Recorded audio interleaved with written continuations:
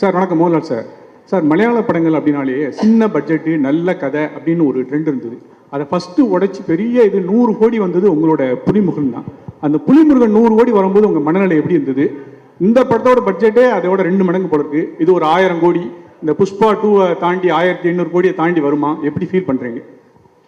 இந்த கோடி கணக்கெல்லாம் நமக்கு தெரியாத we created a good film இல்லையா? அந்த கோடிக்காகத்தான் படம்.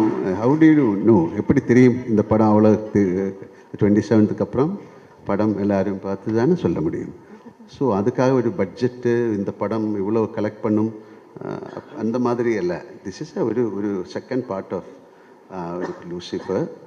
ஸோ அது எவ்வளோ நல்லா எடுக்க முடியும் அது நம்ம எடுத்திருக்கேன். இனி நீங்கள் தான் பார்த்துட்டு அது ப்ளஷ் பண்ணி தேங்க்யூ. 1000 கோடி கிடைச்சா நல்லது. உங்கள் நாக்கு பொண்ணாக இருக்கட்டும். Sir sir Mohanlal sir, sir நீங்கள் எவ்வளோ பெரிய ஸ்டார்னு தெரியல, எவ்வளோ நேஷனல் அவார்டு வாங்கிங்கன்னு தெரியும். ஆனால் நீங்கள் ஜெயிலர் படத்தில் கெஸ்ட் ரோல் பண்ணீங்க. கமல் சார் கூட என்ன போல் ரோல் பண்ணீங்க. விஜய் கூட ஜில்லாவில் கொஞ்சம் எக்ஸ்டெண்ட் பண்ணாங்க. இந்த மாதிரி ஹீரோ மலையாளத்தில் அப்படி பண்ணுவாங்களா என்னன்னு தெரியாது. எப்படி உங்களுக்கு இந்த மனசு வருது இந்த மாதிரி கேரக்டர் பண்ண? I am an actor. That is simple thing. அதுக்கு கெஸ்ட் ரோல் அதொன்றும் இல்லை. அதொரு this is like a beautiful exchange of our culture, our love, your friendship. அவர் அந்த படத்தில் ஆக்ட் பண்ணலாமான்னு கேட்டால் கண்டிப்பாக ஆக்ட் பண்ணலாம் if you have the dates. இனி டெஃபினெட்லி ஐ வில் ஒர்க். சின்ன ரோலுக்கு யாராவது கொடுத்தா கூட நான் ஒர்க் பண்ணும் if I get the time. Thank you. Mohanlal sir, ஆக்சுவலாக சமீப காலமாக பார்த்தீங்கன்னா மலையாள இண்டஸ்ட்ரி வந்து டவுனில் போயிட்டுருக்கு அப்படின்னு சொல்லிட்டு இருக்காங்க. மலையாள சினிமா வந்து க்ளோஸ் பண்ண போகிறாங்க அப்படின்லாம் தகவல் பரவிட்டுருக்கு.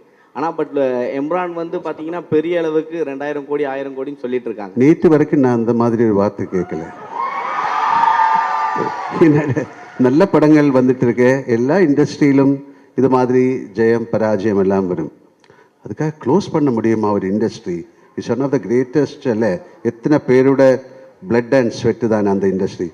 தப்பாக நினைக்காத இந்த மாதிரி வார்த்தைகள் சொல்லிவிடாதுங்க.